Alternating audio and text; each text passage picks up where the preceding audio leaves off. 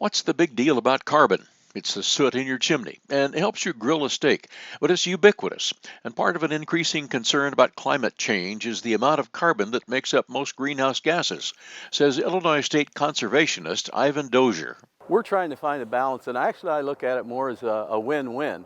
It's good for productivity of your soil to have that rich organic matter in there, but as we're also finding out, in nature everything's connected, and the release of excess carbon can cause some problems in the atmosphere. It's one of the greenhouse gases that we have, and it can hold some of the heat in the atmosphere. So if we can do a win-win, if we can figure out that balance, that way of keeping more carbon in the soil, less out of the atmosphere, and then it's also going to help us with our crop production as well. And Dozier says that crops, prairie grasses, and microbes put carbon in the soil. So that color does come from organic matter. That's the biggest factor of giving our good dark soil is the organic matter, and that organic matter came from thousands of years of this nice tall native prairie grass growing and dying on this spot. Their roots, the plant material on the surface, those carbon-based organisms that are working down there in the soil,